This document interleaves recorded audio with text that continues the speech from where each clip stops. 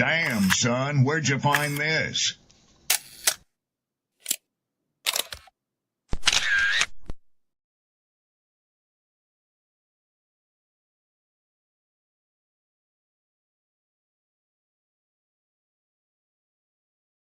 Who taught you to hate the texture of your hair?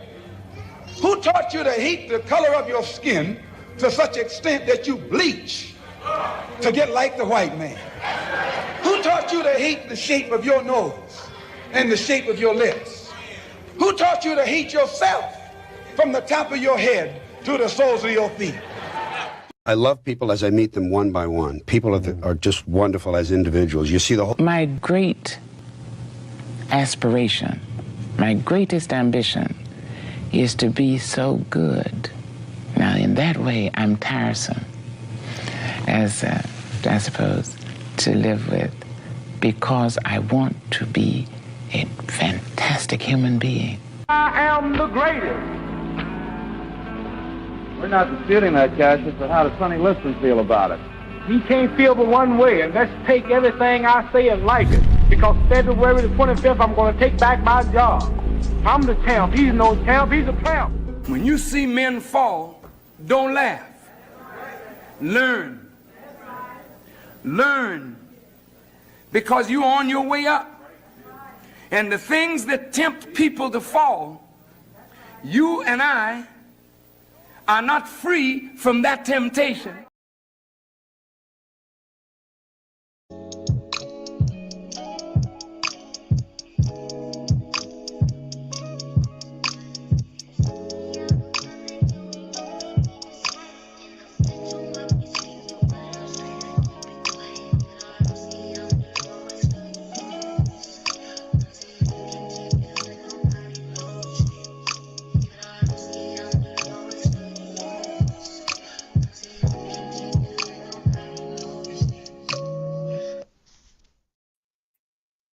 What's good? What's good? What's good? Peace and blessings. Peace and blessings. Happy Friday.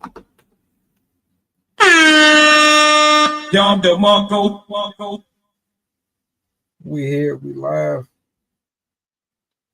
All glory, praise, and honor to the Most High. Happy to be here with y'all again on this lovely, lovely evening. Shame the devil. Give all praise to the one who is responsible for us being here tonight. Shout outs to my poets, my writers, my content creators. I see Chef is in the building.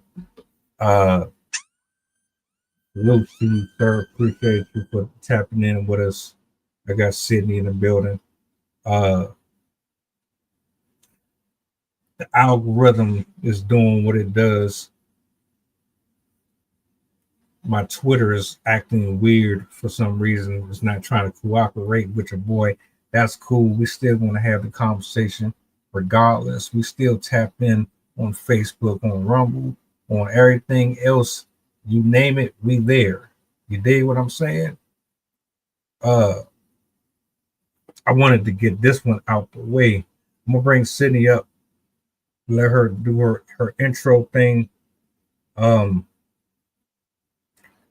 We post, share, let the people know that we on. I'm going to still mess around with this Twitter account. See what happened. But in the meantime, do me a solid. Make sure that you show some love to Sydney. Follow her on everything that she got going on. She got a book that she's been working with. Matter of fact, I'm not even going to do all that. I'm going to let her speak for herself. Sydney, what's going on? Hi, everyone. Glad to be here. So, as he was saying, I am a poet, and I currently have one book that's in the works as well, or a couple books in the work. One's closer than the others, but one is with the illustrator, so all the writing's done, and then I have a second one that the writing will be done by mid-October, and the book itself will be done by December. And yeah, I love to write about psychology, philosophy, science, mental health, all sorts of things relating to humans and our well-being, and our relationship with the planet and improving our relationship with the earth. So yeah, I also love to talk on those topics here today. You can usually find me on Mondays, Tuesdays, Wednesdays, Fridays, and Saturdays as well. Always lovely to have you in the building. The video, well, there's no reaction video. I didn't even want to do that. I don't think it's necessary. But I wanted to have a conversation about this because two individuals that I watch are kind of going back and forth. And I think there's a big confusion in terms of red pill content and what it's really about and what it's for. And one side is going against the other side for their opinion and their views on what they see out here in the modern dating era between men and women.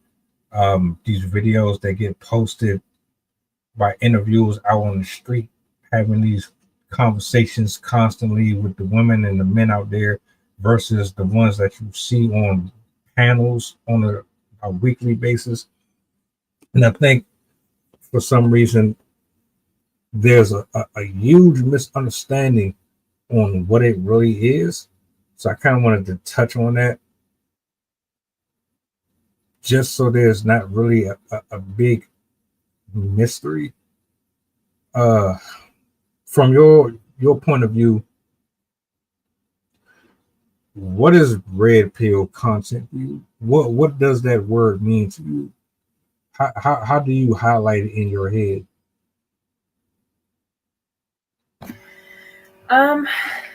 In general, I've interpreted the like being red pilled as being able to confront a really uncomfortable truth. I'm mostly associated with like I don't know what to call it, like how people feel about society and like dystopian type of stuff, like, you know, like in the Matrix, where the society that you are a part of, you realize is not the society that you were raised to believe that it is.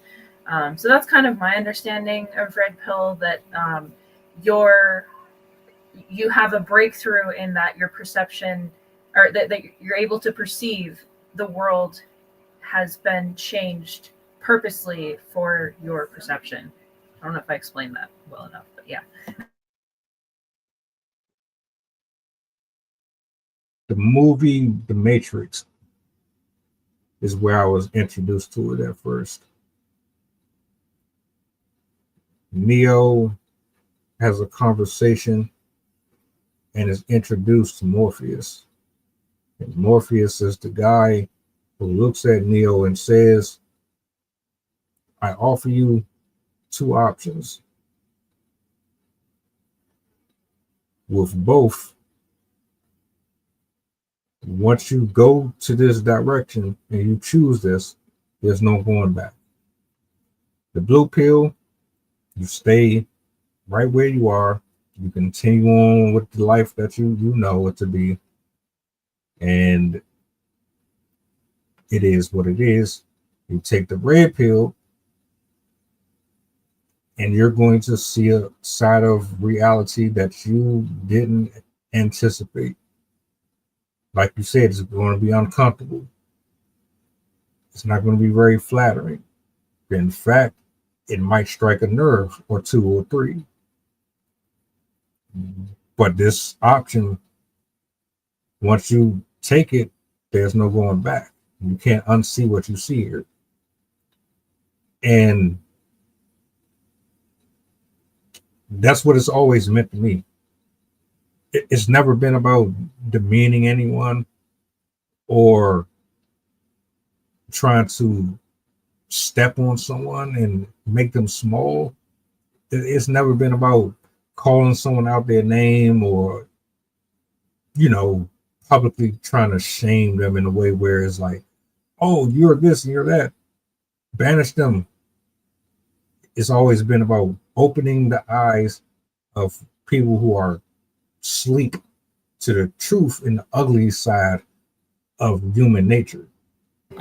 At the deepest level, it is basically a psychological concept where there's your two sides of your psyche, where you're the red pill, where you're willing to look at your flaws, look at the things that are going wrong inside yourself and accept them, and accept that, oh, I have anger issues, I have personality problems, I have laziness issues or whatever. Like, you're willing to look at yourself and accept the discomfort that it takes to recognize you've made mistakes and do something about them.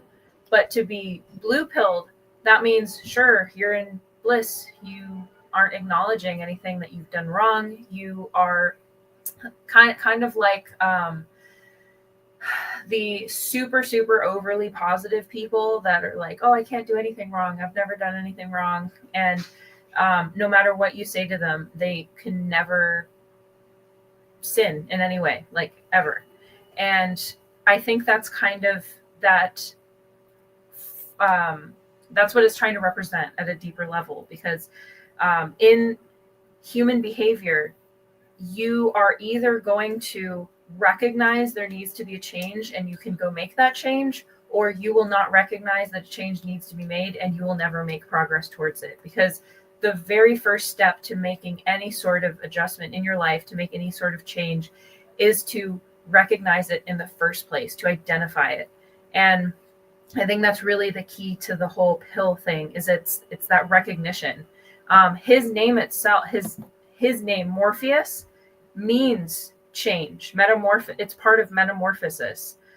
It's the transformation of the human psyche, and he was originally the god of sleep and dreams.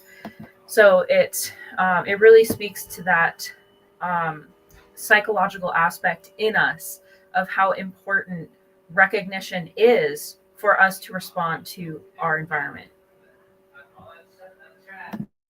I'm glad that you brought that up.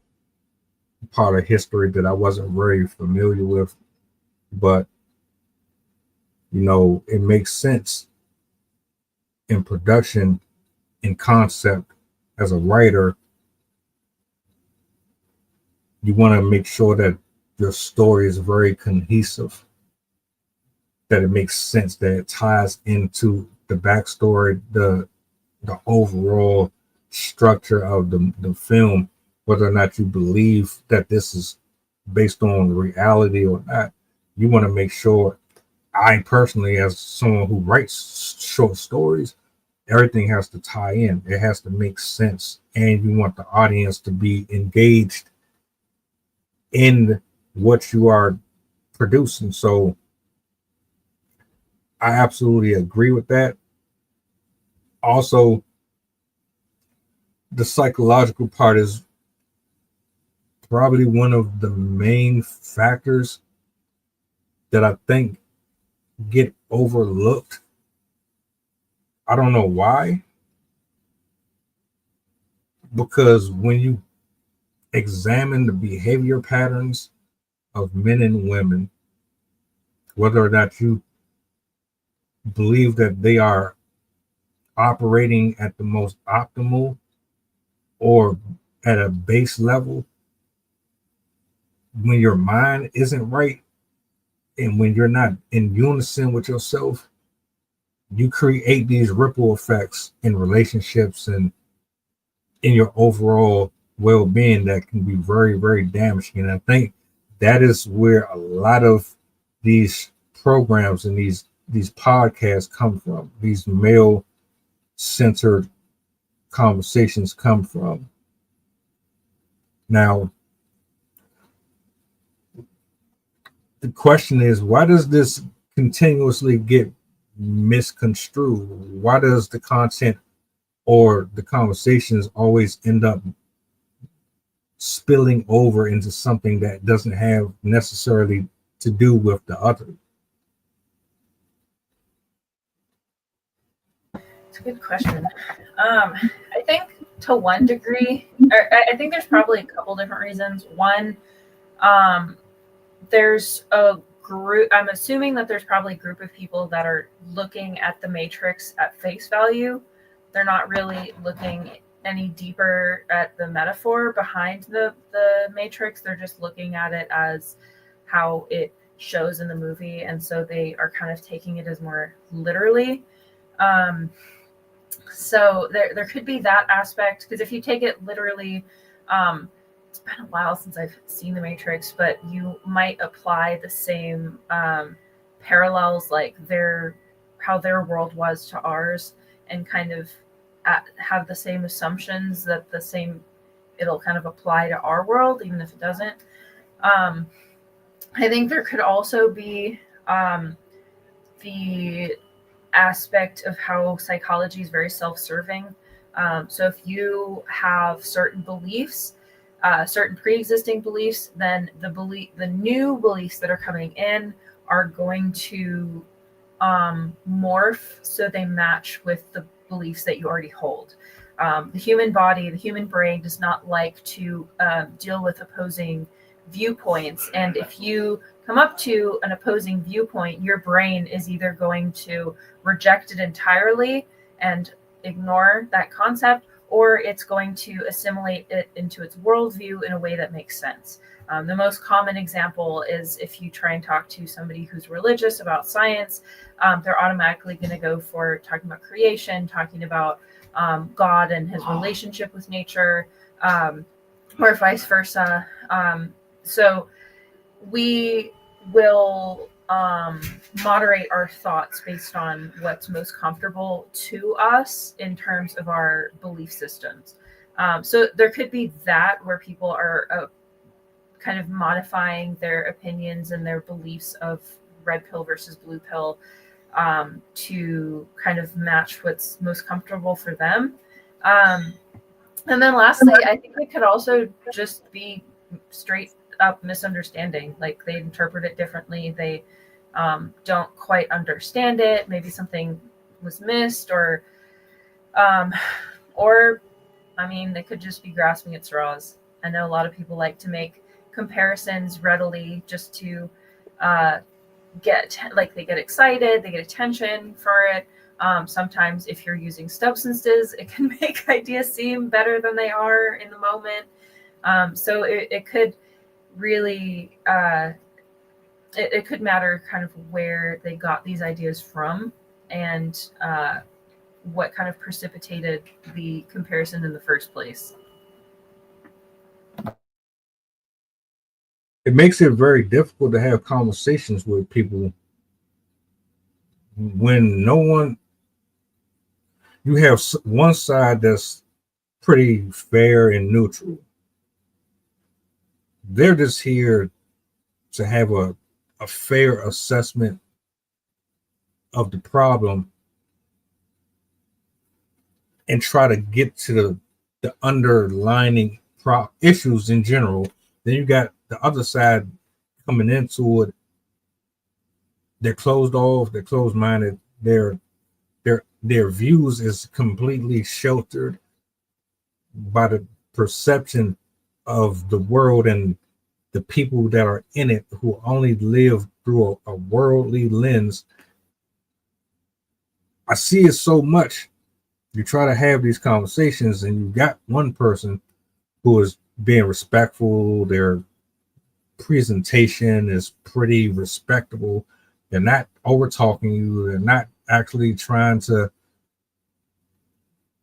create chaos, they're actually making a space. I got a video that's going to be dropping here in the next hour and a half or so. The way that he presents his position, he makes it available for everybody to feel comfortable enough to be accessible in their own opinions. And that's what you want. But based on the constant wars that I'll be seeing between one red pill community versus others, like, are we doing the same thing here? what are we missing within this conversation? Because it's continuously getting confused and intertwined with things that have nothing to do with the overall purpose of this. So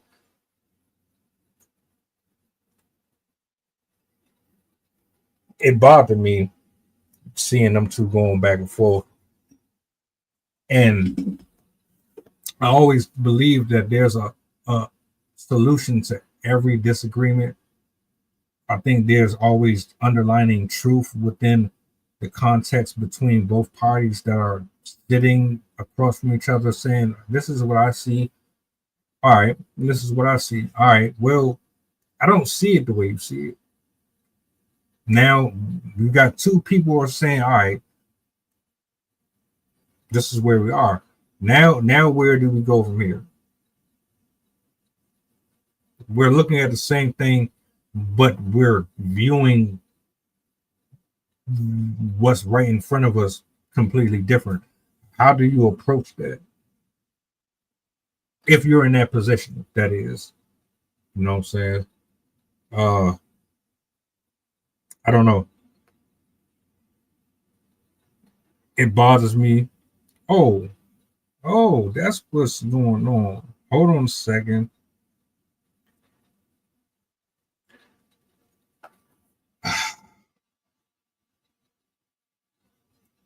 Context is always missing. It's always the main problem when we do this. I should be able to let you talk and speak my piece. And you should be able to do the same. Let's unpack both of our ideas or our views and figure out exactly what it is within this we can take from it that's going to be beneficial to both of us. I yield the mic.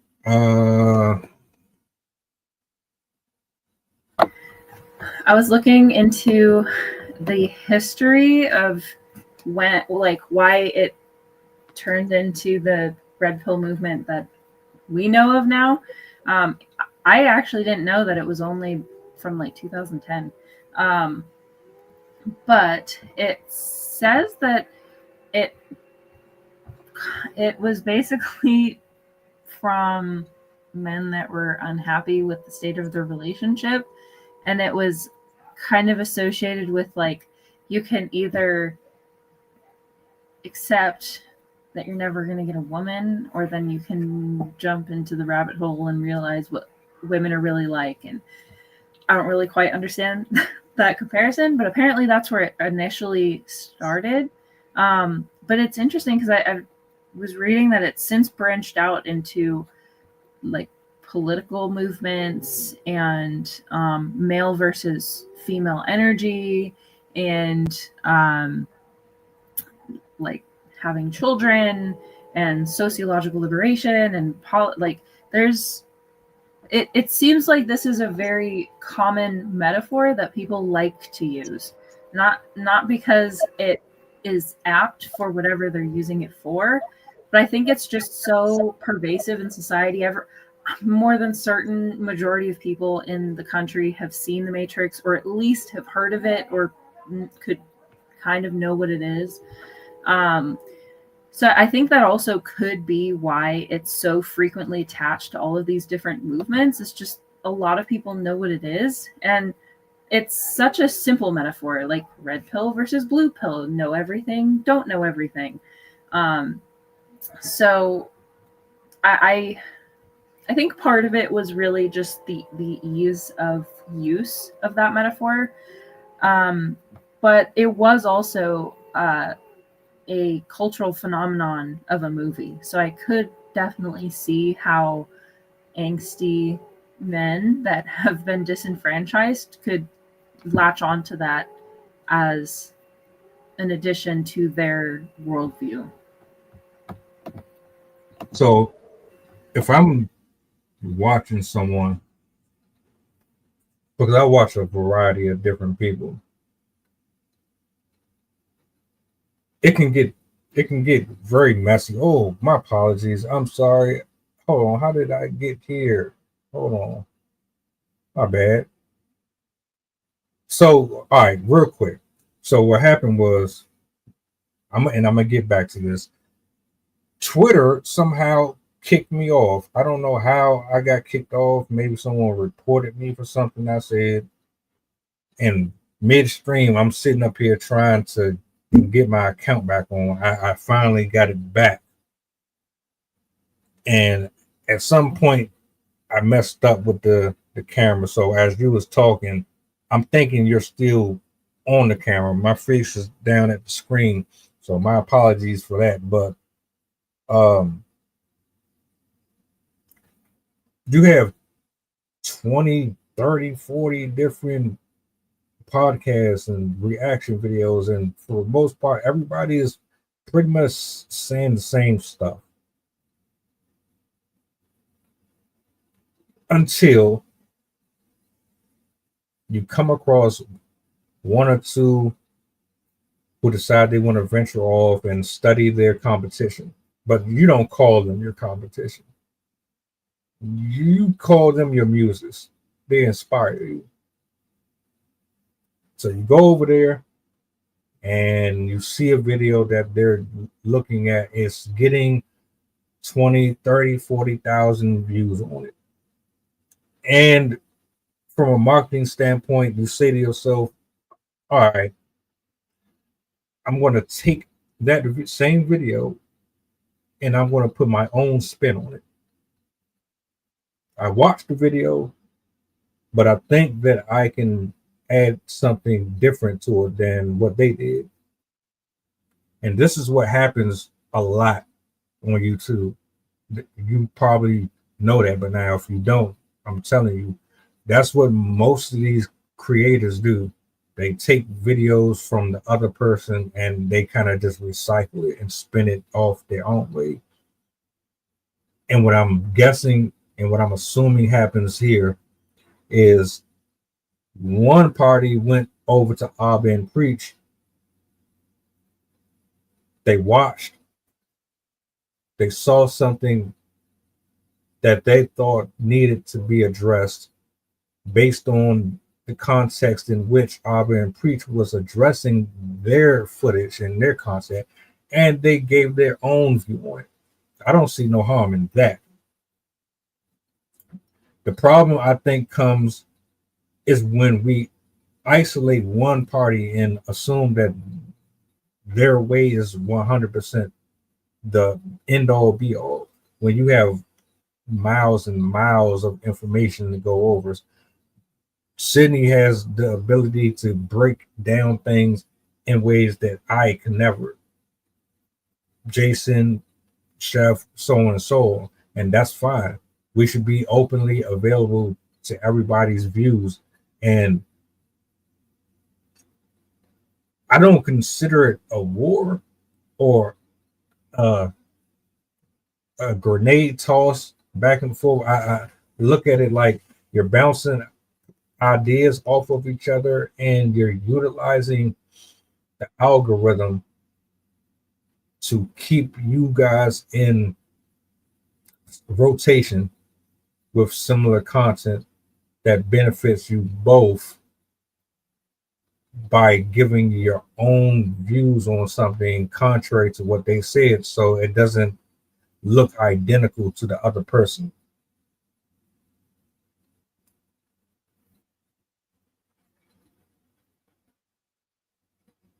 That's what I got from it. Because see, to me, MTR, he never came off as someone who was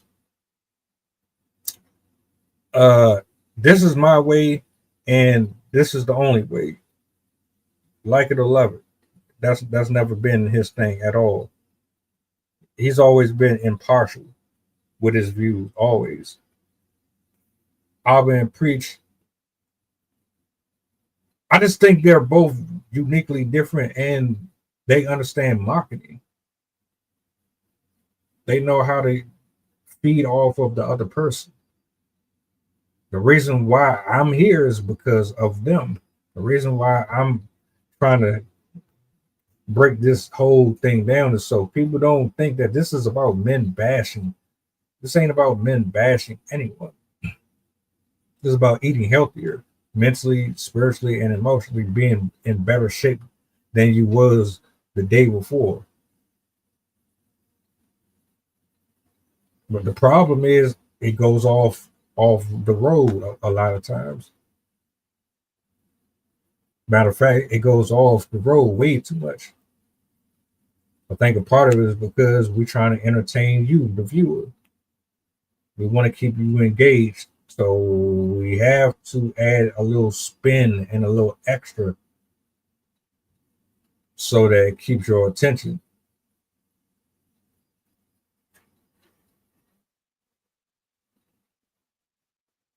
Let's see.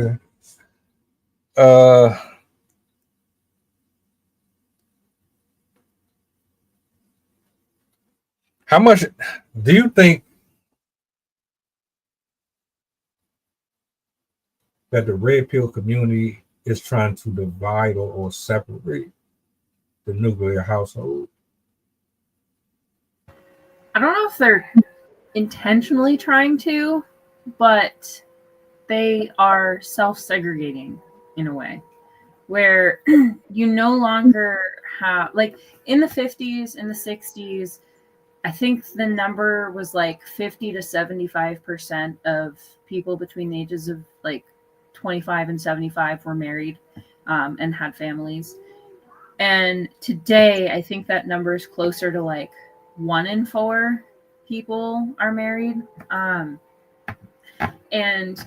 I think that it's kind of a combination of both, where there are some people that have been raised to be really disgruntled and angry, and like they were either raised by a dad that was very outwardly rude towards women and had lots of relationships that were not very good and kind of displayed these types of aggressive behaviors to their kid, and so that kid developed it and then they carried it on through their own perspectives. I could also see them having a poor relationship with their mother and feeling bitter about women and developing like psychological reasonings behind the opposition of getting married, a dislike for women, a growing dissatisfaction with how society is, and an unwillingness to like participate in it. So I could see that being born out of trauma, and them it being like unconscious or semi-conscious, where they know they're doing it but they don't think that there's anything wrong with it because they feel justified. But I also could see that see groups of people doing this on purpose as well, especially people that might have been hurt. Maybe they had a relationship that they wanted and that got taken away from them for some reason, and so now they feel the need to bite back at the world to compensate for that pain that they're feeling. It's a very common defense strategy that people will use, is we hurt people so when we are hurting, because in the hopes that it'll stop them from hurting us more in the future, even though that doesn't really work.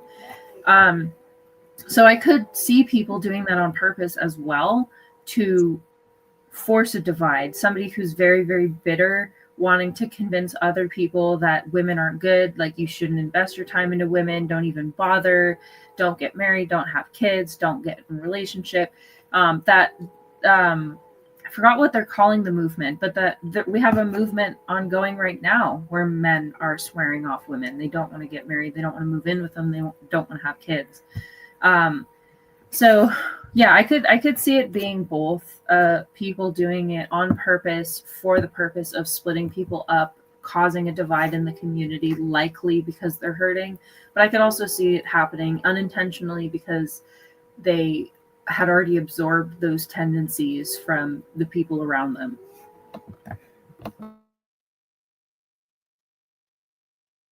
Interesting take. I don't know if you want to call them panders, grifters.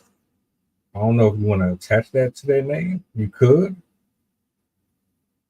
I've called a lot of people that. I think a lot of them are actually that.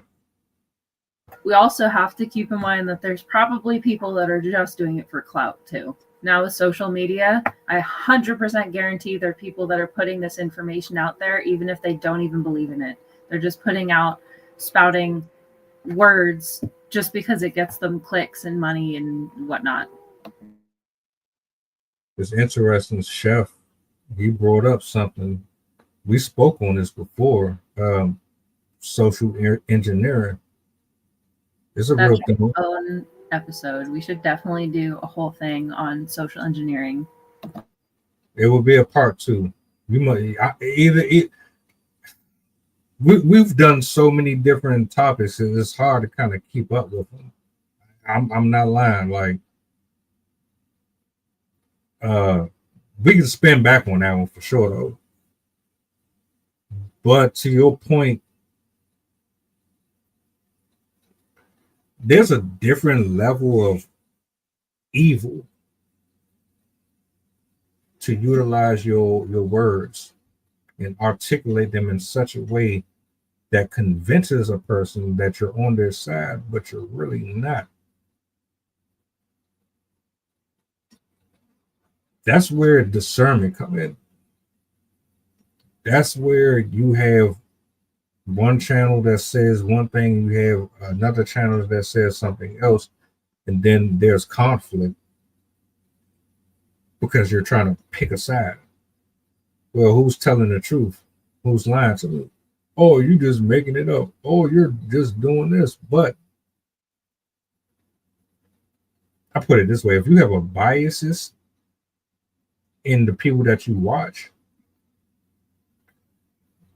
you're defeating the purpose of watching any of it. Don't even consume it. I had to learn the hard way. Marquette, he's I don't know if he proclaims himself as a red pillar. Marquette and Nofugazee. Both of them speak on red pill content, but both of them have been highlighted on social media by multiple platforms for being fraudulent, for being panderers, for taking talking points from other people and using them for their own gains. You know, like, you don't talk like this. That's not you. You got that from, and I actually seen, like, I had to sit there and watch someone that I never seen on YouTube before. He did a whole 30-minute special on one person, and he shows you timestamps, and he shows you where he took these points from and where he took these conversations from. And it's like, damn, that's the red pill. You're now, because I can't look at none of these people the same anymore. Because, like, are you even you? Are you talking for you, or are you talking through somebody else? Which is one of the main reasons why I do the reactions and I do these streams, because I know I can't talk like nobody else but myself. Sydney's, she can't talk like nobody but herself. So when you hear us speak, there is no judgment. There is no, I'm still bitter from something that happened in 2015. So I'm going to keep on bringing that up in every single thing that I react to. It don't work like that. We all have friends like that. Exactly. And that's why Jason has said this before, but now I really get it. I'm at the point where I can't even watch these people anymore. I don't want to sound like them. And I don't want nobody coming over here to my channel and think, oh, you trying to talk like O'Shea, or you trying to talk. I don't want that, you know. So Yeah. You was about to say something? What was I gonna say? I think it was just gonna be a joke. Oh yeah.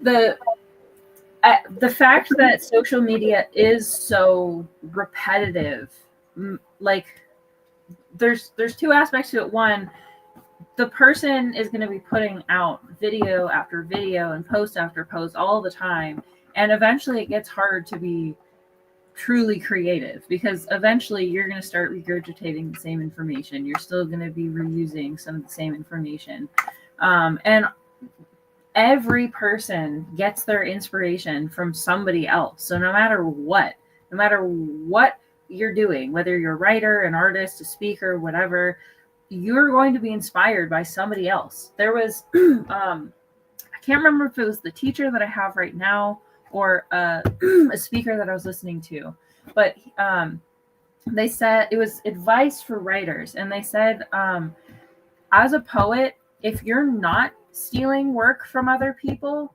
then you're not writing, because you should be taking inspiration from people in the past, because writing isn't born out of nothing.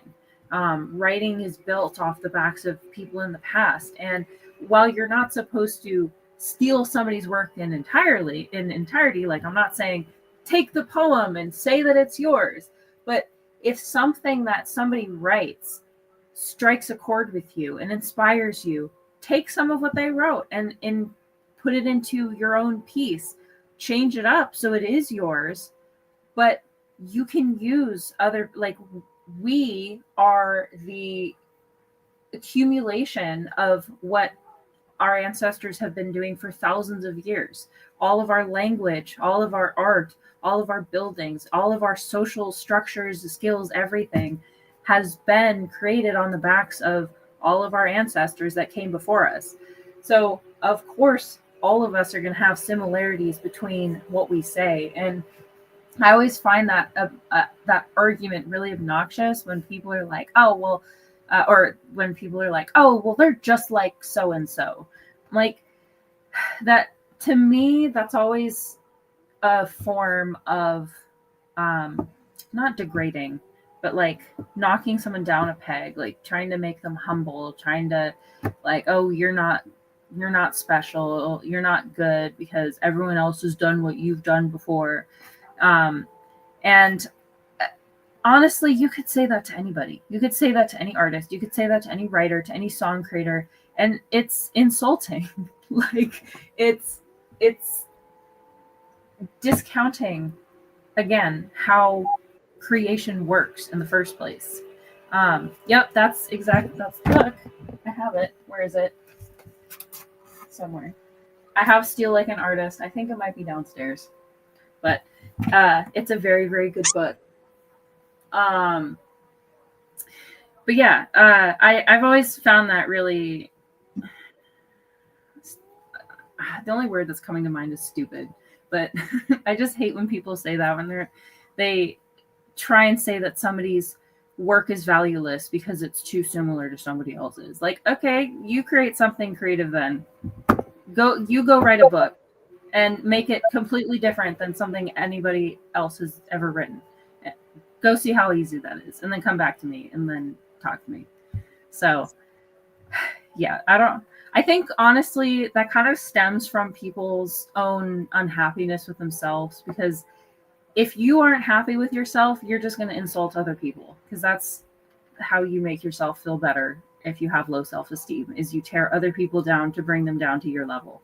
So I think really when we hear people say that, they're just sad because they're not creative themselves and haven't come up with anything. But that being said, there are as a creator, it can be very hard to come up with new content all of the time, especially with algorithms, because algorithms can make it so you can't touch certain topics because it's not cared about enough, and people don't click enough to want to see stuff like that. And so I think there's a really fine line that especially prolific creators have to kind of walk, where they have to choose content that they really want to do, but it also has to be stuff that other people want to hear. And oftentimes that can kind of exclude stuff that you really want to talk about, because nobody else is going to click, and it's not really going to get you the views that you want. I've heard that demise from a lot of creators that I followed, particularly within minimalism. There's been back in like 2010 to 2015, there was a lot more diversity in the types of videos that were coming out on minimalism. But since probably 2020, it's really, really sanitized. And now most of the stuff that you find is all like white walls, gray furniture, black outfits, and most people follow the very same, like their houses look the same, they talk the same, the topics are the same, and there isn't very much originality left. And I think some of it is that people have run out of ideas, but then I think it also is that sanitization that happens when you show up on the internet, and the internet needs everything to make money. So, yeah. So I want to do this particular thing, but 20 other people are doing it. The algorithm is already accustomed to this. It's only going to pick up on you if you find... It's only going to pick up on you if you find a way to make what you do that they're doing significantly unique, which is rare and difficult. My only suggestion is do what you want to do, and then don't really worry about it. Don't worry about the numbers. Don't worry about who's watching it, who's not. Yeah, you want people to engage with you, but you also don't want to cheat yourself. This I like this podcast. Bang, bang, bang, bang. You got to be uniquely you. I wouldn't want nobody to be here because I sound like Dr. Umar. Like, that's crazy. I want you to be here because I do something that's the way that I express, or I kind of peel back the layers, is completely different than what you'll get from Fresh and Fit. Fresh relies on a whole panel of men and women to get into arguments and fights to create drama. Then you have others who do the same. Like I don't have no desire to sit up here and argue with a bunch of men and women over things that we're both looking for common ground on. They also use title clickbait type behavior, where like their their titles are always the really hyper exaggerated, like, oh my god, you need to click this, and then it doesn't often reflect what the title actually is in the video. Somebody got clotheslined off of the show. Somebody got kicked down the steps. Somebody had too much to drink and crashed out. Yeah. I know. It's weird. It's very strange that the hooks alone, the titles alone, they have to be uniquely creative to captivate that's strange to me. So if I give you an honest title that's not interesting enough, I gotta spice it up. I gotta add a little extra on it, even though it has nothing to do with the video at all. And then when you get to the actual video itself, if nothing that I'm saying has anything to do with the title, you're upset with me. But on the flip side, it got you to watch. So who's really the problem here? you for staying, even though you know this is a bait video, or the person who is using these measures to create the audience that they got, which, by the way, successfully worked.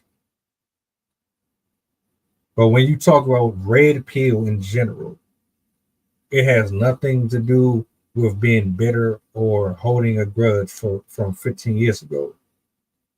The people who do that, they have different motives, but they mess it up for everybody else. What do you say? What do you say to the women who think this is nothing but men bashing women?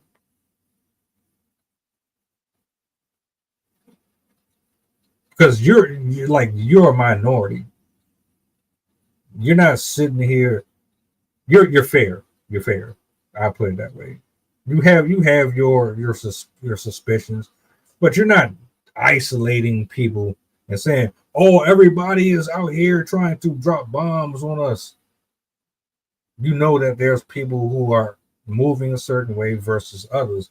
What do you say to women who think that this is just men that are incels that can't get laid, bitter, and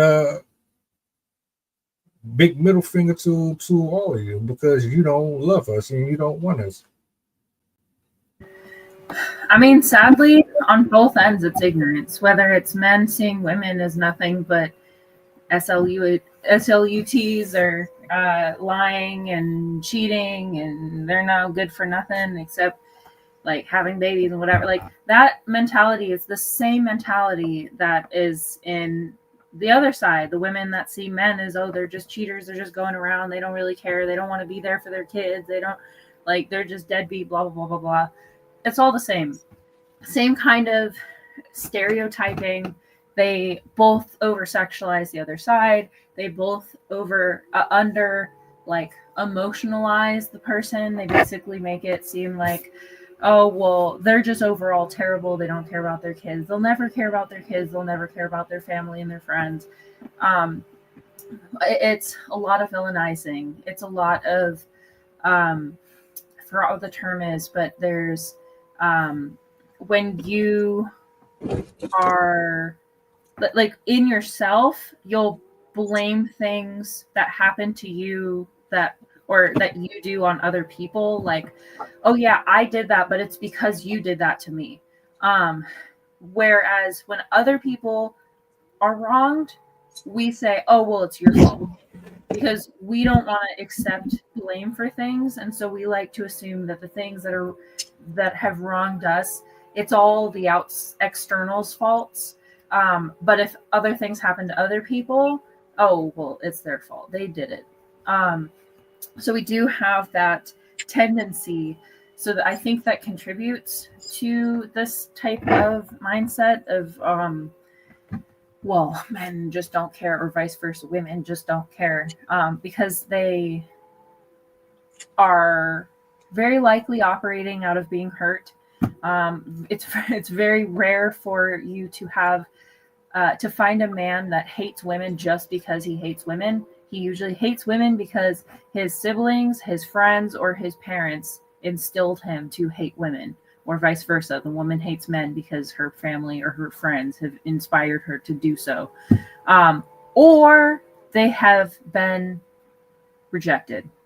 Most common. That, honestly, in my opinion, that's most commonly where this comes from. There are people that are grown up into that behavior, but I think the majority of people are just hurt. They had their eye on somebody, they asked them on a date, they got embarrassed in front of people, and so now, out of pain, they're now saying, F women, I don't want anything to do with them, they all suck, they're all terrible, never again. And I think that on both sides, that's really what it is. It's just people being afraid to get hurt, people being afraid to be humiliated and embarrassed again, and so what do? You put up walls. And what walls to people on the outside come off as stereotypes, as like segregation and like, I don't want to be part of your world. I don't want to learn anything about you. This is exactly how racism begins. This is exactly how a lot of these really horrific events in history that we've experienced have started, is people getting hurt and choosing not to understand the other side. Because if you decide that you're no longer going to have empathy and have compassion and understand the other side, even without agreeing with them, that's when you start to create divides that result in violence and worse things. To create any sort of remediation between the two groups, you have to have both sides being willing to sit down and look at each other's perspectives and understand where each person comes from. Even if they don't end up coming to an agreement, they have to have the agreement that they're going to accept it anyways. And I think that's what we're missing right now from society, is that there is no willingness to accept the other side. We only have people that want to just keep debating, keep fighting. And there's this weird mentality now where debates have to be, like, a side has to be chosen. A debate cannot be won unless there is a definitive, this is the winner, this is the loser. But that's not the case. You can have a tie. You can have an agreement that doesn't involve a like huge win and a huge loss. But we have been so like emotionalized that it seems like we kind of expect that it has to be like all or nothing. What was I was also looking to add? Probably remember at some point.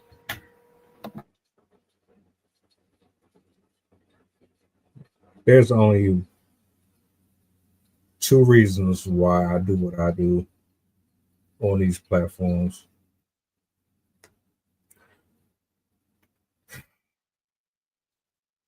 I want to say the things that nobody else is going to say because they're worried about getting kicked off of the platforms for being transparent. I want to. The best example I have for this and how it's changed, in prior to the 90s, in I think it was Congress. It was either Congress or the Senate.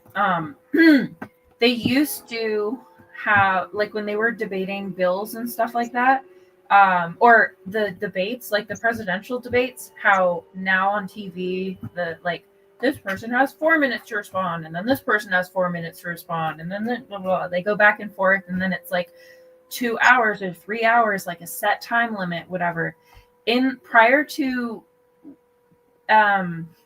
partially it being broadly televised, but also just other reasons, in the 80s and before, those presidential debates could last hours or days. They would go on and on with these debates until they came to a decision that made both sides happy. There was a willingness for Republicans and Democrats and the others to come together and work together as long as it took to come to a resolution. But now, if you compare it, we have both groups that are so unwilling to communicate with each other that they're more willing to do 48 hours of filibustering instead of working together. Or you have them willing to walk out and not even listen to what the other side has to say. And you have people that are willing to break the law just so they don't have to listen and agree with the other side or come up with any sort of solutions. And I think it's the perfect example because it's literally the people running this country. It's the exact attitudes that are pervading through society, and it's the most extreme examples. It's all of the people that are exposed, like they're the personification of that type of behavior and attitude. And like, I'd argue that like politicians and social media influencers are about the most extreme groups of people you can probably find in this country. There's two reasons why I'm here: to tell the truth, to tell my truth, and to do nothing other than that. I don't care if I get kicked off. I don't care if they demonetize me. I don't care if people are sensitive or they feel a certain type of way if I bring up spirituality. I don't really care about trying to fit in or be like everybody else. I just want to do me the way that I do me.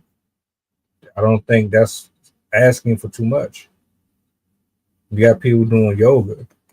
You got people giving birth on this fucking site. You got people that's spreading it, cheeks and everything. They show all of it, and they hide it under. It's for educational purposes, and nothing happens to them. You know how I feel about that?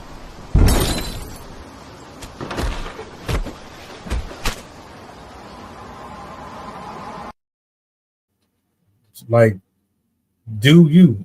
Like, I'm telling you, the more and more I do this, I find other ways to add things to this channel that is completely different than them, but also in the same breath, I can still express myself in a way that does not sound like the next person. So if you decide to come over to this side of the internet and you see me review something, whether or not you agree with it or disagree with it, I don't care, because I understand we're not always going to agree on everything. You know what I do think is interesting, and I highly doubt that a lot of people do it. Whatever podcast still does it. I don't know anybody else that does it. They sit there for hours. They will sit there for hours and talk about a specific subject until they either come to some type of agreement or they just walk away conceding to both arguments. They do that. How many people you know is willing to do that? Not a lot. I wouldn't mind it. If you really was, I could do it. I could say I'm wrong and everything. I don't mind sitting here for an hour, 2 hours, or whatever's necessary. You know what I'm saying? Like, it is what it is, but we need to get back to that. That's a good point. I think that's also another problem, is that people aren't able to sit with their thoughts anymore. Like, we don't give our, like, even 50 years ago, most people had to sit with their thoughts large portions of the day. Like, you didn't have, unless you had like a radio, you didn't have a TV to sit in front of all day. Even the programming was only on certain times when there were TVs, if you were wealthy enough to have one.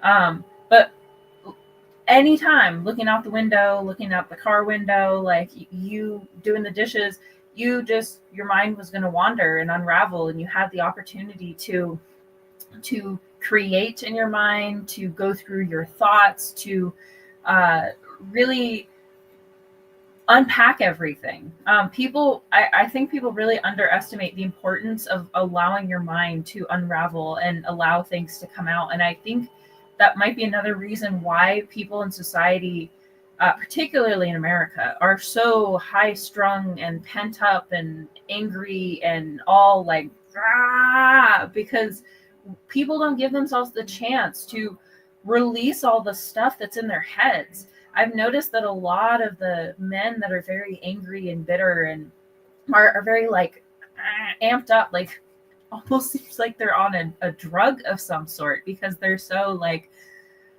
hyped and agitated, and that can come from not letting yourself release the thoughts in your head, from not expressing yourself. And if you do this long enough, it's going to start coming out in other ways, whether it's aggression towards people around you, online, or you could turn into somebody that's going to harass other people.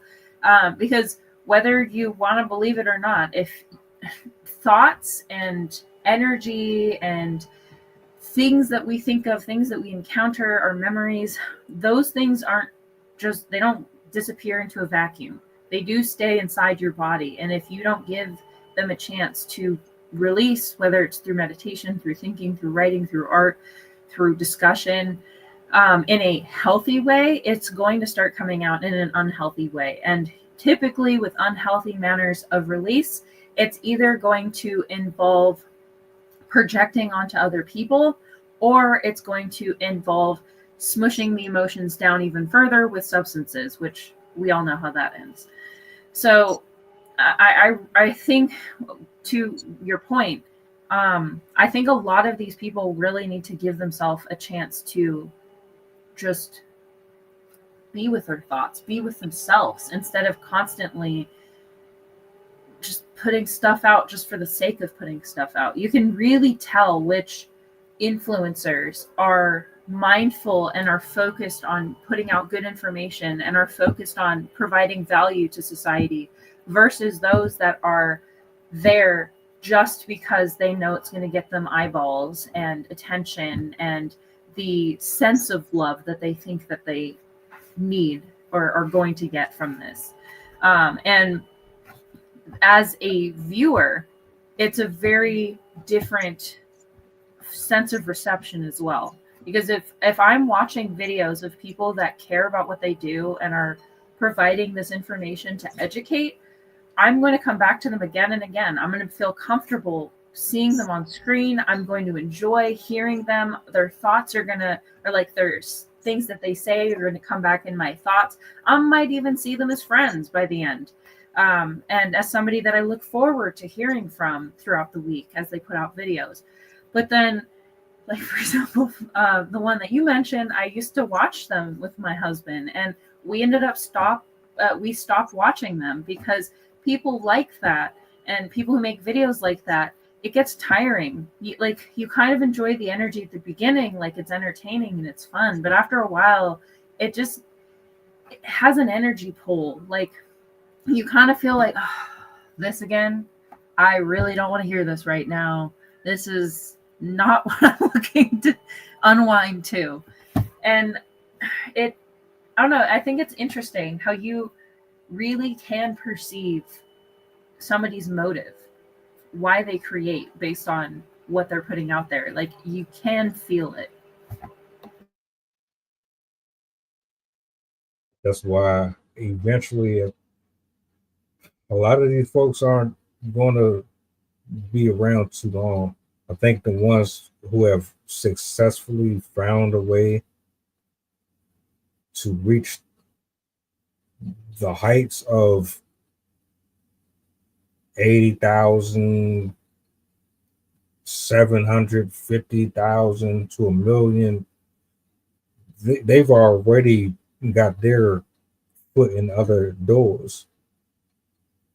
Like MCR, shout out to him. That man has been having conversations with Maury Povich. And he done broke through a few times. And I think just be you. Just be you. I just don't want there to be this. Are we bashing? Or is this all this is? It's about being sad and attacking the other person because of hurt feelings. That's not the case. I do agree. Sit with your thoughts. You should be allowed to. I don't advise anyone to keep that stuff. Don't keep it inside. Get it out. But if you're going to jump up here and start to talk, make sure it's from the right place. Don't do it from a place of hurt. but that's your prerogative. You can't really tell nobody what to do. If that's what they want to present, that's what they're going to present. As the consumer, you have to decide what's best for you and what works under your I can't even think of the word. Watch what you want to watch. But if it affects you in a negative way at all, then you might want to rethink what you're looking at. I'm not watching stuff to leave angry. Like if I turn on something that Chef is doing and it's upbeat and it's positive, cool, I'm all with that. I'm not trying to leave a conversation or something worse off than what I was at the beginning.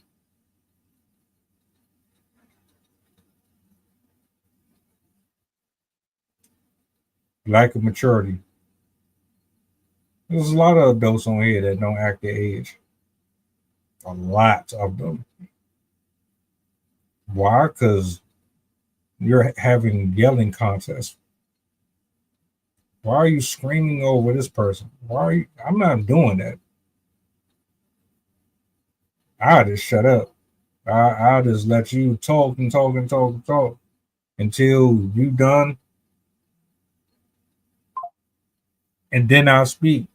But if you're not going to, matter of fact, if you ain't going to let me, if we're up here doing this thing, and your whole mission is to destroy the quality of the show, you're not going to really get nothing from me anyway. I'll just leave. And there's a lot of people who do this just for clicks. They want to screen record moments and then clip it and then put it on their stories. So it bait people. I'm not doing all that. It's the same energy as somebody who wants to have a conversation, like an in-person conversation, debate with you, but all they're interested in is promoting just their points and don't actually have an interest in the points that you're posing. And they just like talk over you all the time. That's the worst, because I've had people come up here and do that shit in real time. Every 2-3 minutes, we supposed to be talking about self-consciousness, but you sitting up here promoting your album every, like, come on, man. I don't have no problem with nobody plugging their stuff, but it's like, come on, bro. Now what you're doing is you're trying to take over the show. You're trying to turn it into something that is not, and then that just diminishes the entire thing. Let's not do that. How do you feel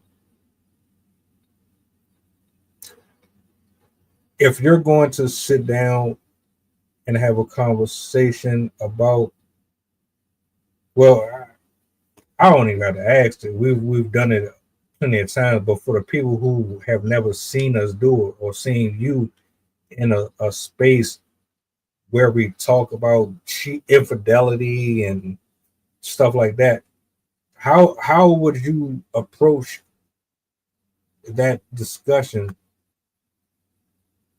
fairly unjust without, oh, she's a pick me and oh my god, like what's your stance on that? Because it's not just men that have these conversations. Women have these conversations too. What matter of fact, better question. What does those discussions look like to you when women have conversations about men? So you have the men who have these red pill conversations, but you have the woman side of it who have these conversations. What do you see the difference in between the both? In terms of like the difference between the two types of conversations, besides the content, they're not entirely different. Very often the use of like insulting by their quality is used. So with women if they're saying that like, first of all, let me say, I don't engage in these conversations very often. One, most of my friends are either married or in school, so they're not really like those types of people. But I have been around friends that did, and I have witnessed them through other means. So I personally, I don't particularly like those types of conversations because, one, I feel very uncomfortable when they start talking, like bashing men and saying like, "Oh, men are the same," because I've literally been married to a wonderful man for 10 years, and I have friends that are men, and I have like adult family members that I love that are not like that. So I always find it very hard to agree with anything that they say. But when they do say stuff, it is very typical. Like it's very predictable.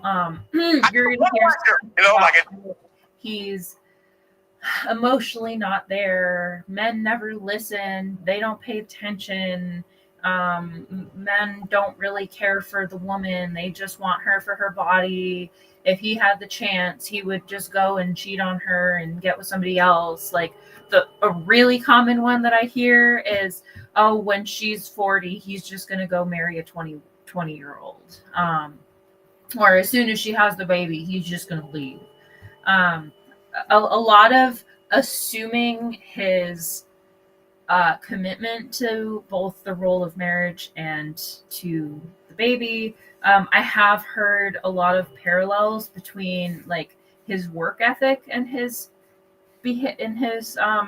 relationship. Like they'll either make a parallel to like, oh, he has this career, so he's likely going to be a cheater, or he's likely going to be loyal or whatever. Like there's assumptions based on his career of what type of man he might be, and that like, oh, well, if he's a construction worker, then he's going to be a good father, but if he's a businessman, then he's probably just going to take her and cheat on her when she's ugly.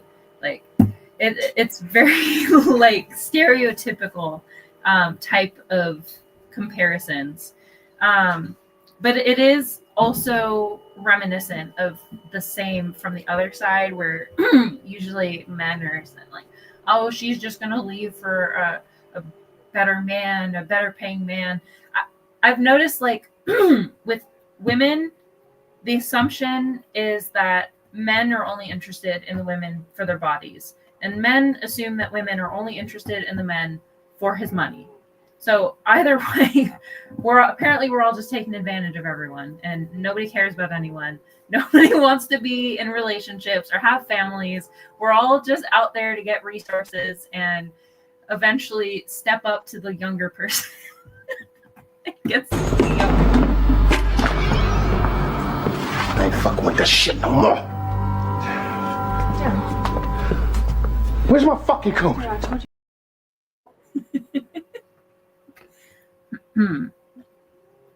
Yeah. Sorry. I thought you were done at the end. No, I was just reading his chef's comment. Oh, I'm gonna bring it all the way up here. I've noticed that it's very loud and wrong minority against the space to spread his ideas. I 100% agree with that. It's always the most obnoxious platforms that are getting the most views on these conversations, and it drives me nuts. Like, we're in the age, I mean, it seems like it's kind of dying out, but we've been in the heyday of reality TV shows where people are preferring to have this like garbage content over anything of sophistication because it's entertaining. It's so annoying. Like the balloon popping one drive me nuts. I'm like that one and the button one, I'm like, that is the epitome of how bad our society is right now. Like, people don't care about anyone anymore. They're more interested in being the first one to press the button. They don't even care about dating the people. They just want to be the most extravagant button pusher, which is not even the point of the show. Yeah, you got 80 different popular balloons. From Africa, from Los Angeles, from Inglewood, to the most dangerous parts of Chicago. Mm-hmm. These motherfuckers be in the fucking restaurant, they be in the cafeteria doing popular balloons, like them drinks be everywhere. I don't even know. How do you even take this shit serious? I was gonna say, I guarantee, not a single person is gonna be able to recall an episode where it actually resulted in a couple getting together. But every single person who watches that show is going to be able to recall at least one episode where a person walks out and everyone pops their balloon at the same time. Yep. Pop their balloon, and it's a roasting session. The man come out. Mm-hmm. They talk about his height. They talk about how tight his pants are. They talk about how his skin complexion doesn't match his voice tone. Yeah. Oh, you didn't walk out confident. You didn't look at me directly. It came off as if you were not really trying to be here. So I just felt like I would just prefer someone with a little more certainty about themselves. Get what I'm saying? I've even, I think it was the button one. One of the girls said she didn't even know why she hit the button. She was like, I was enjoying talking to him. I just didn't want him to press the button. Like, they don't even know some of the time. They're just doing it.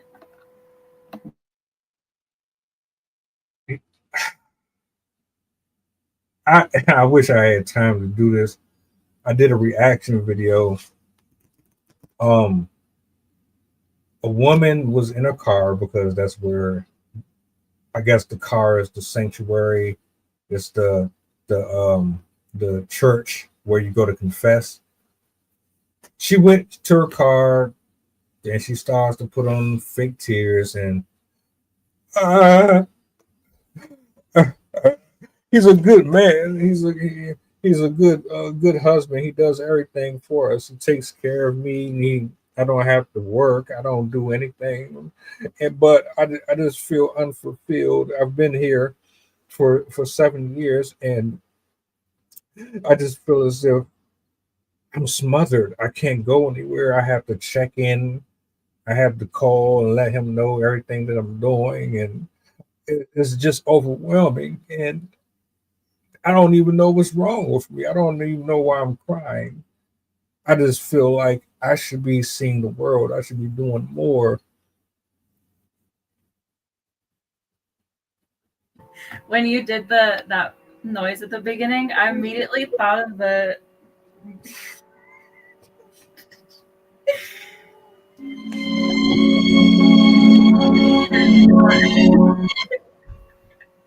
Yeah. It was so annoying though, because it's like that's what these conversations be about. How the hell you don't know that you're unhappy with somebody? Why would you get married to somebody that you didn't want to get married to, and you stay there for 7 years? Then you get on TikTok and you talk all this bullshit about how he's restricting you and he's not allowing you to explore yourself and you're losing yourself, but he's paying all your bills. You ain't got to do shit. I don't know. I don't know. So this is a slight topic tangent, but what you said just made me think of something I was reading the other day. There was a woman that made the news a while ago. She was a county clerk that refused to grant a marriage license to same-sex couples, and she ended up suing because she was fired. I was looking into her the other day. So this lady, she's apparently super religious, but she's been married 4 times. All 3 marriages were under, I think the first one was like 2 years. The second one was a year. The third marriage was like, I think that one might have been a long time, like 10 years. And then the last marriage was a year. But the craziest part, she was with husband 1, and then she got with husband 2, or and then she was with husband 1 again. And when she was with husband 1, she got pregnant with husband 3's kid. And then husband 3. It's like, what is happening? So, what was that about the sanctity of marriage? It ain't none. There is no respect for it. None whatsoever.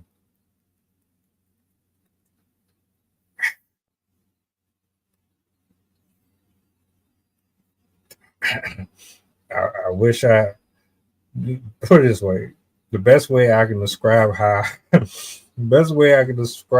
I feel about this is pretty much, which one do I want to 30, 40 years old, still smoking weed, do cocaine, nigga.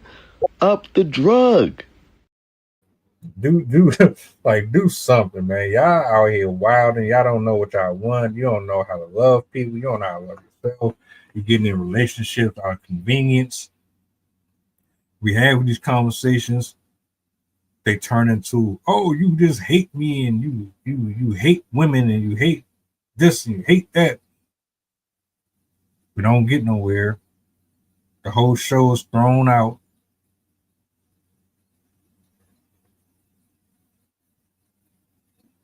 Bottom line is red pill has nothing to do with misogyny or all that. And for the record, can y'all start using the word properly? Okay. Men don't really hate women. All right. We just don't like some of the stupid shit that you do and say out your mouth.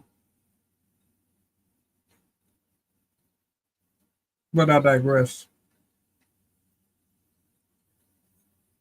Is there anything that you would like to add to this before we close out? What's this? Let me see. Oh. I just sent you the information for marriages just for just because it's funny. That's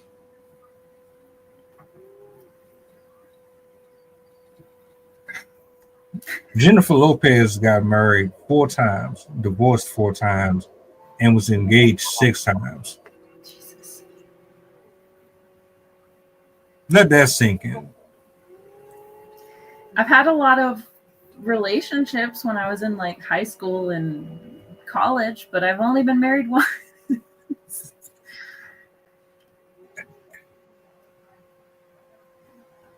4 times.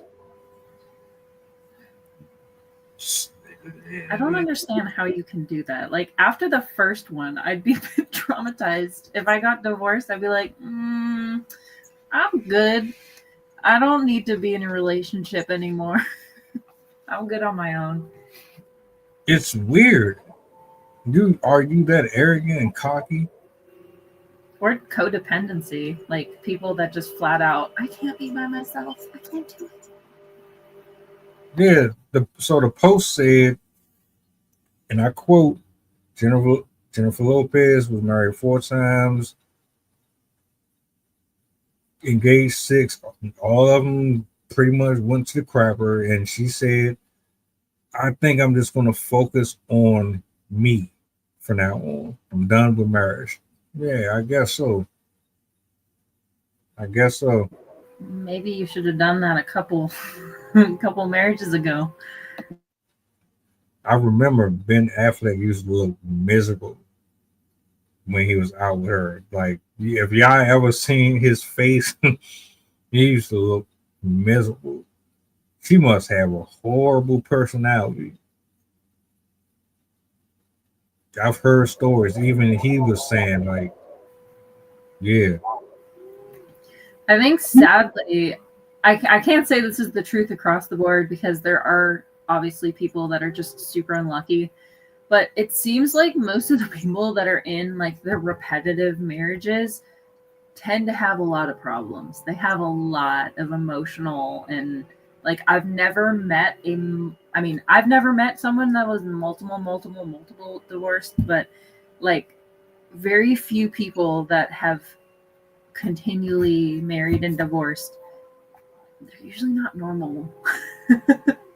I mean, like the people that always come to mind are people like Kardashian and Trump and all of those types of skeevy people that clearly only care about money, clearly don't care about creating a positive environment for their children, also have a lot of other issues. So I really think it is an indication of something much deeper.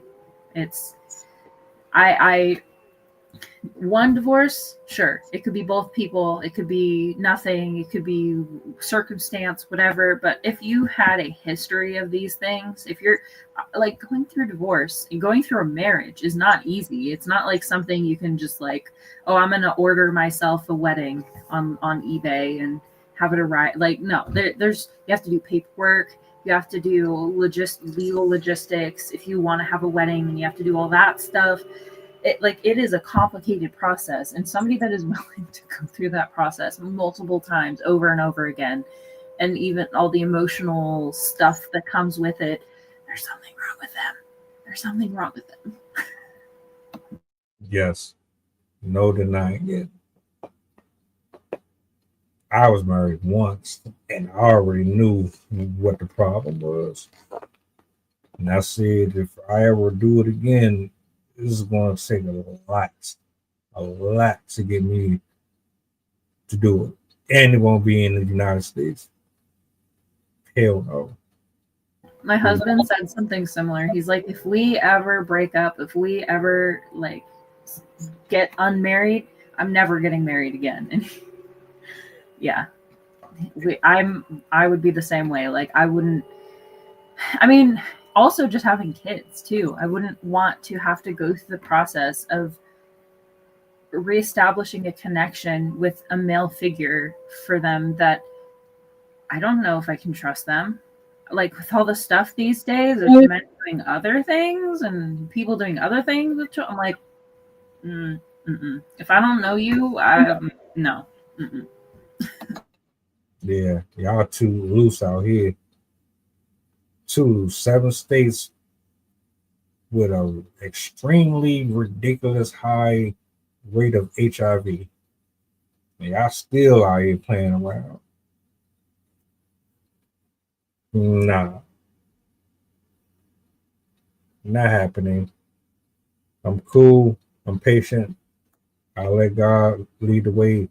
Whatever he want me to have, I'll have it. If he don't want me to have it, hey, it is what it is. Cabin in the mountains. That's a nice spot to retire. Same here. I'd have a farm somewhere in the middle of nowhere. For real.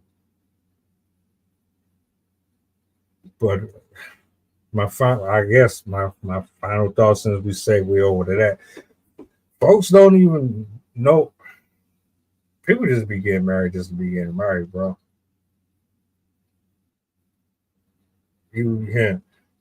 At the beginning, it's all right. This person got a nice job.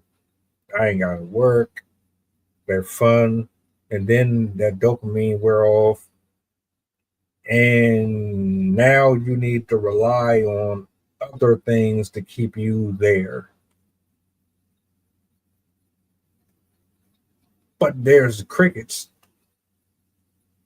Now you stuck and crying on social media about why you are unfulfilled. Remember, folks, most marriages are initiated by women, not men. Men are more likely to fight for it as much as possible before they actually exit.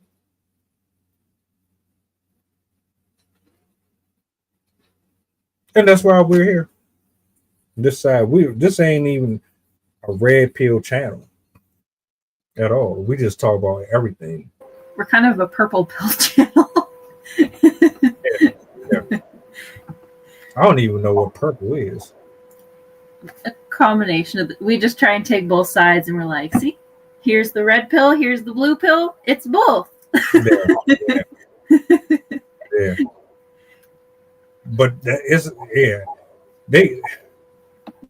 I'm gonna leave that alone because they got red, black, they got all different little color codes for this stuff now. I don't even be paying that to no attention. Meanwhile, there's me in my green pill saying, I'll just take the nature and all y'all humans can go. I'm kidding. I really, I wouldn't mind building something underground, like one of those caverns you see on YouTube where they just take a bunch of dirt and they speed it up and make it look like they did it in a week, and just build my own little underground house and have that would be dope. Just take me somewhere where Trump does not go. I'll be off the grid. No phone. Well, maybe a phone. No TV. I keep the phone. No TV. And I'm straight.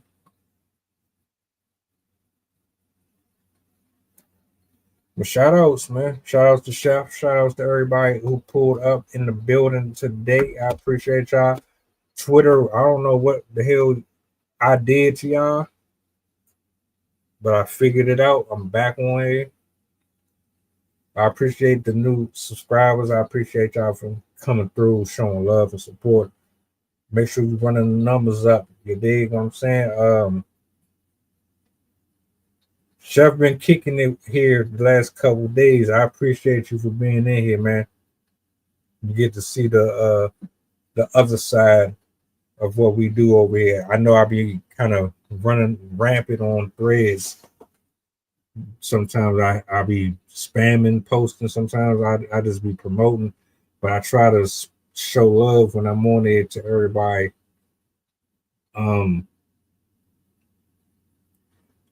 There won't be an open mic tomorrow. Let me go ahead and put that out there now. I wanted to do it. Yeah, I wanted to do it, but it's like it's very, very difficult to get people excited about it, because so many people they've been jaded. Yeah, so it's like but I'm gonna try. I'm gonna try to make something happen. I can't promise nothing. We could always put something together with famous artists as well. Right. Squish Adams is in the building. What's up? The 18 pulled up. He pulled up in the van. Chef was already here with the Mr. T chain. You know what I'm saying? We good, man. Happy Friday. Blessings to you. We were just talking a little bit about the red pill stuff. I'm pretty sure you have some experience in that area, because actually Squish Adams Arcades, my apologies, Squish Arcana. I get tongue twisted sometimes. So my bad, bro. We watched some of the same stuff. He sent me a video of Shish. I can never pronounce bro name. Shishazale, some shit like that. He's dope. He wear glasses. He kind of. Did you drink your coffee? Have a cup of coffee. He cool though.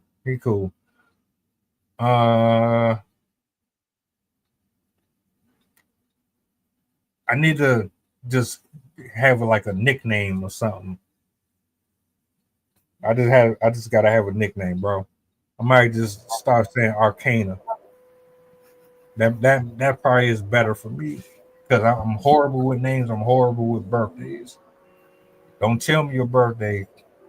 I might forget it, and then I don't want you to feel as if I'm slighting you. I just had a conversation with my sister the other day. I missed her birthday by a day. I told her, yeah, and my brother had to remind me and shit. I'm like, yeah, bro, it's not personal. I just just suck at remembering people's birthdays. It be my own family too, and it's not like I'm doing it intentionally. So, anything you want to say before we get up out of here? I just wanted to throw in a quick story because of something that you said a little bit ago when you're talking about like people just get together for nothing. This is a story of one of my somebody my husband knows from work. The way that they met and got together, they've been married for like, I don't know, 7 to 10 years now or something. But the way they met is that she was driving and he was driving, and they were road raging each other. Like, I don't remember if she was upset because he cut her off, or if it was like the stop was so close and he almost hit the car. But basically they started like aggressing each other on the road and were chasing each other down. They ended up getting in a car accident, and both of them ended up getting arrested. In jail, they were like kind of next to each other, so they kept like yelling insults at each other and whatnot. They eventually both got out, and I think they ended up like running into each other again and got in another fight or something like that. But then after they kept running into each other, they ended up just like getting together. And then they got married and had kids. But their relationship literally started because they got in a road rage incident that got them both arrested. Sensational. Isn't that delightful? The world we live in. Yo, you never know what people be dealing with. I don't even want to go into my skeleton closet at all. It's a lot. It's a lot. We're gonna have to chop it up at some point on that. I ain't gonna hold you though, because I know we're about to run into that 2-hour mark. I do want to say salute to everybody who came out. I appreciate y'all for hanging out with us. I'll be back tomorrow morning show. We got something going on later that evening. I am pending on the open mic. We'll see what happens. But I'll make sure to spin the block on everybody. If I miss anyone, Sunday I'm going to be tapping in with everybody. I won't be streaming. I won't be doing nothing on Sunday. Sunday, I just dedicate that day to just catching up with the supporters and my fam and friends and stuff like that. So you'll see me really active on Sunday. All right. So blessings to y'all. I hope you enjoy the rest of your evening. If you need to reach me, you know where I'm at. I'm probably going to be at the laptop recording some more.